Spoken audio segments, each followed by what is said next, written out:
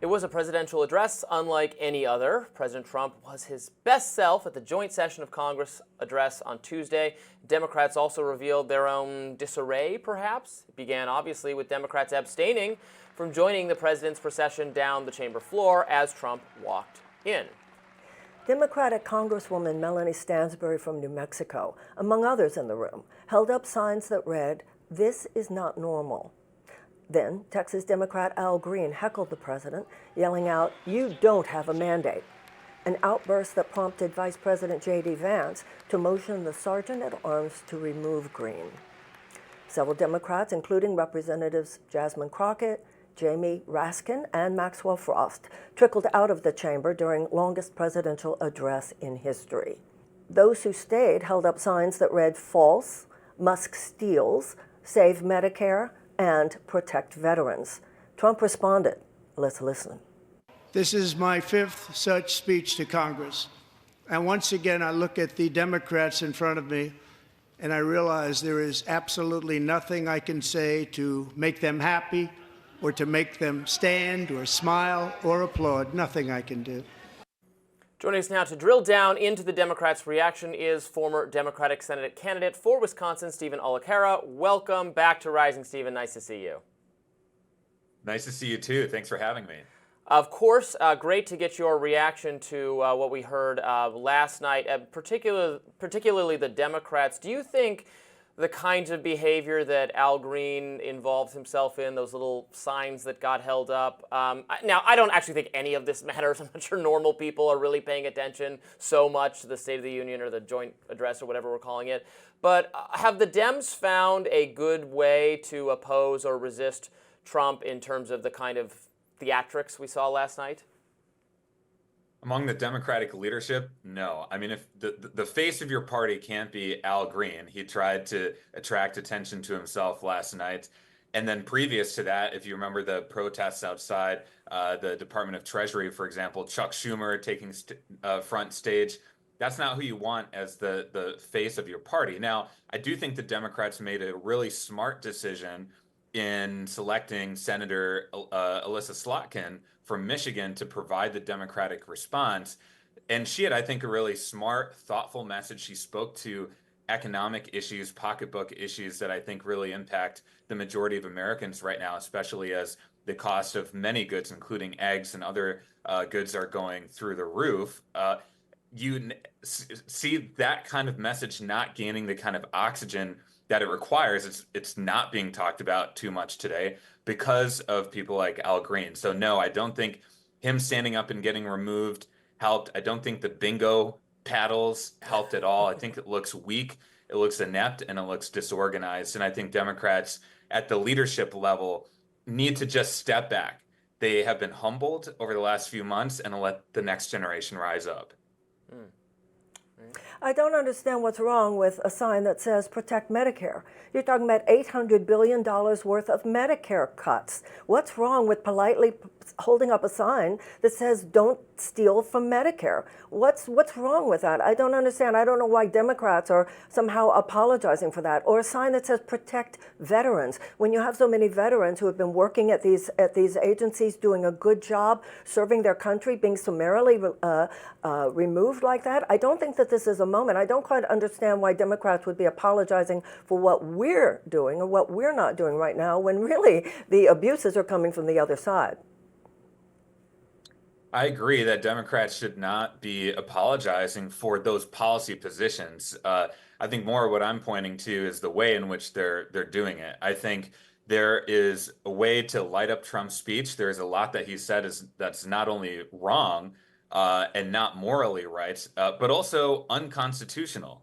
You know, he spoke to, for example, what DOJ is doing to unconstitutionally stop federal spending that Congress has authorized right now.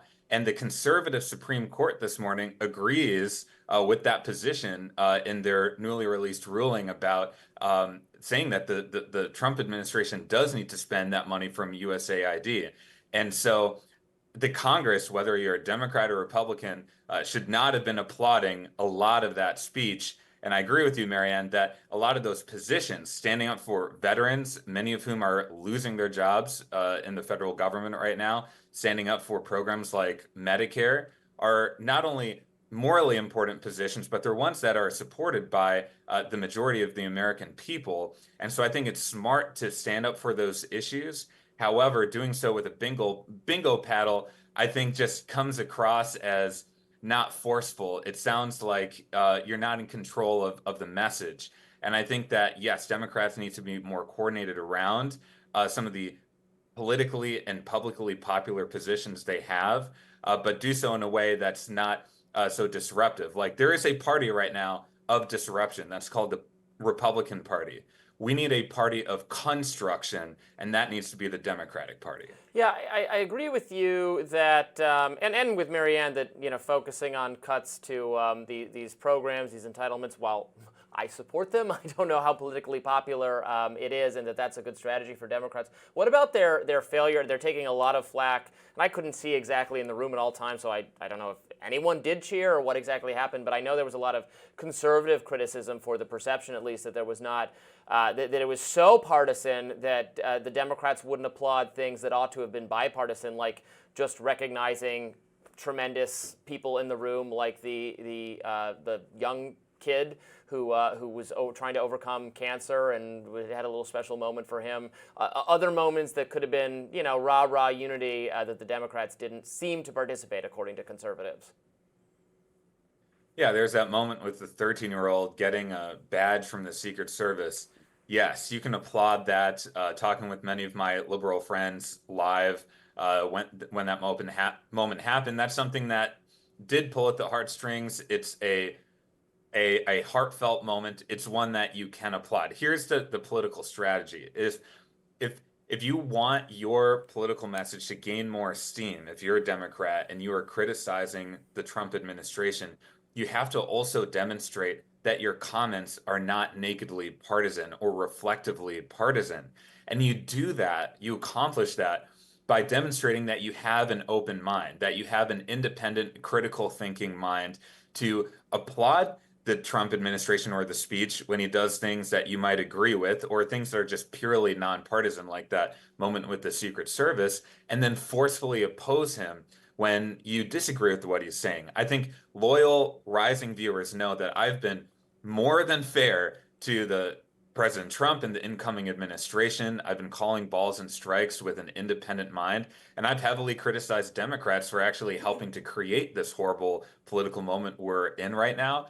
And so because of that, when I criticize the Trump administration, you know that I'm doing so from my heart, not just because I got some DNC talking points. And so, yes, I do think the smart thing last night would have been to applaud a couple moments strategically and ones that in your heart you agree with, and also stand up for some moments that are purely nonpartisan as well. Yeah, the interesting thing is that had I been a congressperson in that room, absolutely I would have stood up and clapped for that little boy whose story was very touching. But we as Democrats need to make the point very, very clear. The president was talking about how he wants to take on childhood cancer, while at the same time they are firing the people who are actually doing research on childhood cancer. He's talking about wanting to get rid of chronic disease among children, and at the same time, drill baby drill actually exacerbates that. So once again, there's more going on here than just the details of performance. So once again, yes, I would have applauded that child. It's not his fault, the incredible menacing hypocrisy of our president. But at the same time, I think especially when we speak in public, we should make clear what the deeper story is so the American people know why Democrats are upset. Exactly. And you're right to point out this drill baby drill part of the speech. I feel like that also is not getting enough discussion today. Trump's climate agenda was absolutely disastrous last night. It's something that's going to harm and ultimately kill a number of people because of asthma, respiratory issues that people will be getting as a result of this policy. And he said something that was just clearly not true when he talks about the climate agreements costing trillions of dollars. That's just not true, according to the same study that I think he was trying to cite with that. And so I think the environment should be an issue on the discussion right now, and it's something that Democrats should be standing up for because the majority of Americans do want to take climate action and do want to take environmental action more generally. You know, the Trump non-position of we want the best water and the best air is not a policy position, doesn't really mean much. And so, yes, we need to be talking more about the environment and so many more issues that the American people agree on right now. I think if there's one message that Democrats could highlight right now that it could potentially cut through, given the recent Supreme Court ruling, is just to highlight that a lot of what the Trump administration is doing right now is unconstitutional.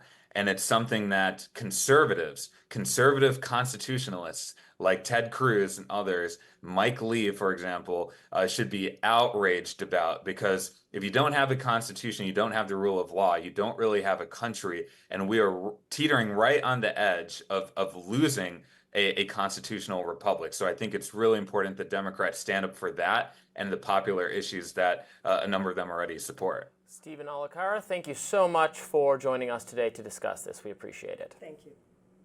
Thank you. Great to see you both. Thank you.